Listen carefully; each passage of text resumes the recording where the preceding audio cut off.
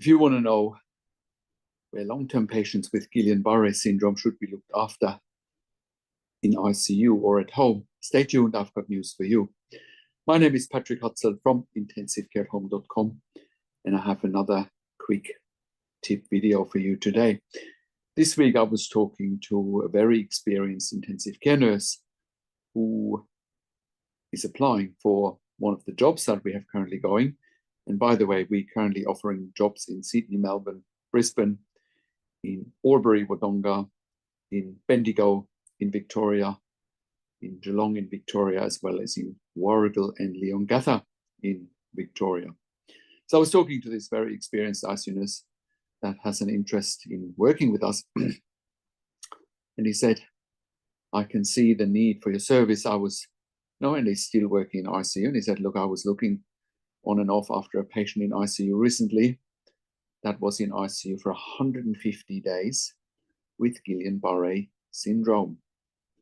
Absolutely no need for a patient with Guillain-Barré syndrome to be in ICU for 150 days. And, he could clearly identify it because even though he hasn't worked in the community just as yet, and I have looked after many patients in ICU with Guillain-Barré syndrome when I still worked in ICU. And by the way, I've worked in ICU and critical care, including intensive care at home, for 25 years. And, I've seen a large facet of ICU patients in ICU as well as in the community. I think overall I've looked after thousands of critically ill patients and their families, including in the community. So I have a really good spectrum of what's possible in an ICU and also have a really good understanding of what's possible in home with intensive care at home. And there's absolutely no need for a patient with Guillain-Barré syndrome to take up ICU resources for 150 plus days. And by the way, long-term patients with Guillain-Barré syndrome in ICU, they are ventilated and they have a tracheostomy most of the time. Otherwise, they are usually hemodynamically stable, i.e. they're not on inotropes, they're not on vasopressors, they're not on antihypertensives. They might need some IV immunoglobulin infusions here and there, but, that can be done at home or could be done as an outpatient even, So there's absolutely no need to keep a patient in ICU for 150 days. Now, let's also do, besides the quality of life improvements for a long-term Guillain-Barré patient at home, imagine you're stuck in an ICU bed or in an ICU cubicle for 150 days with no natural daylight, with no sunshine, right? With no fresh air, and contrast that or compare that with having, home care, intensive care at home, with critical care nurses at home and a doctor overseeing it, right? Contrast that. It's a difference of day and night. Recovery rates are much quicker. Quality of life is much better. And the ICU has an empty bed that is desperately needed because critical care beds are the most sought after bed in a hospital. Now, let's also quickly look at the economic side of things. 150 days in ICU times $6,000 per bed day. That's $900,000. Now, we cut that cost by approximately 50%. We're saving the taxpayer $450,000, right? And we are freeing up an ICU bed. It's a win-win situation all around. And most importantly, we are giving patients and families a choice.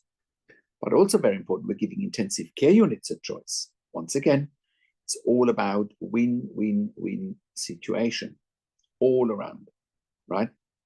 So that is my quick tip for today with Guillain-Barré patients in particular. Now, with intensive care at home, we are providing intensive care nursing at home for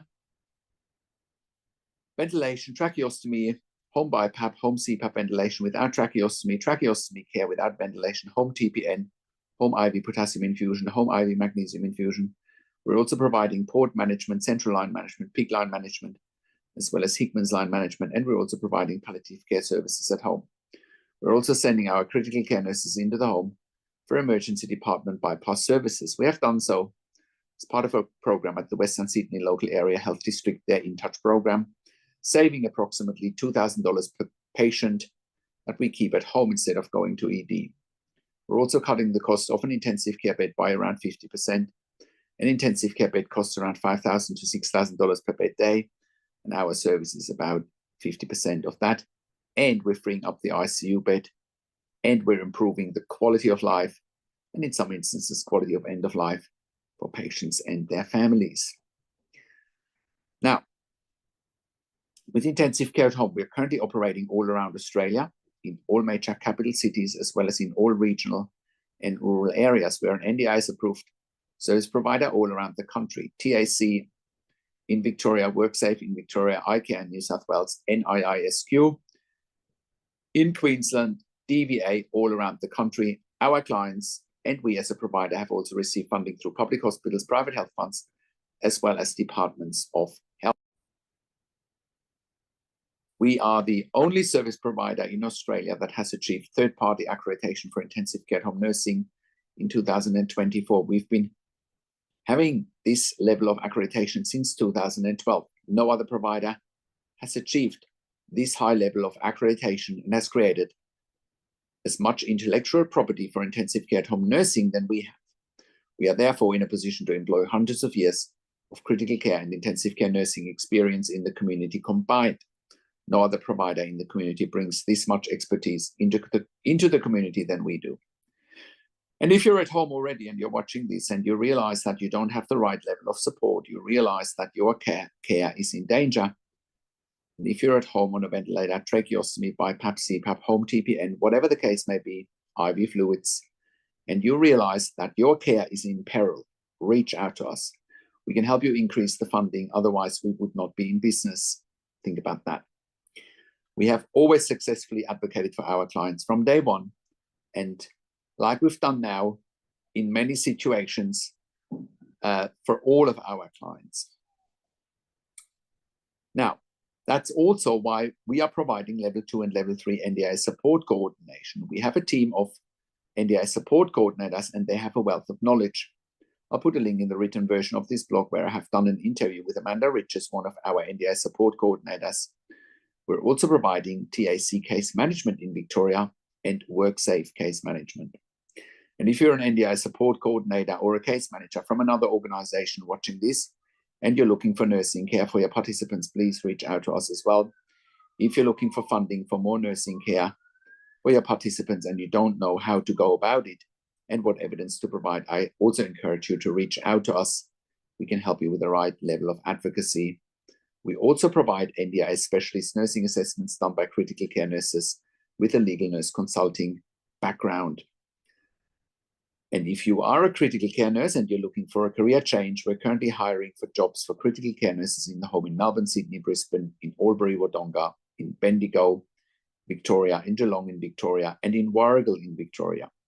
If you have worked in critical care for a minimum of 2 years, pediatric ICU, ED, and you have already completed a postgraduate critical care nursing qualification, we will be delighted to hearing from you. I have a disclaimer though, because we are offering a tailor-made solution for our clients, which includes regular staff. Our clients want to have the same staff coming over and over again because they are very vulnerable and so special. It's all about building those critical relationships with our clients and with our other team members and having regular and stable teams. That means if you're looking for agency work where you can come and go, this is probably not the right fit for you because we want regular staff and our clients want regular staff. Everything we do is driven by our clients. And if you're an intensive care specialist or an ED specialist, we also want to hear from you. We are currently expanding our medical team as well. We can also help you eliminate your bed blocks in ICU and ED for your long-term patients or for your regular readmitting patients with our critical care nursing team at home. We are here to help you take the pressure off your ICU and ED beds, and in most cases, you won't even pay for it. But even if you do pay for it, it's much more cost-effective than what you're paying in ED or in ICU for. And if you're a hospital executive watching this and you have bed blocks in your ICU, ED, respiratory wards, please reach out to us as well. We can help you fast. And if you're in the US or in the UK and you're watching this and you need help, we want to hear from you as well. We can help you there privately. Once again, our website is intensivecareathome.com. Call us on one of the numbers on the top of our website or send us an email to info@intensivecareathome.com. And if you like my videos, subscribe to my YouTube channel for regular updates for families with intensive care at home and intensive care. Click the like button, click the notification bell, share this video with your friends and families, and leave your comments below what you want to see next and what you think about today's topic and what insights you have from this video. Thank you so much for watching. This is Patrick Hutzel from intensivecareathome.com, and I will talk to you in a few days. Take care for now.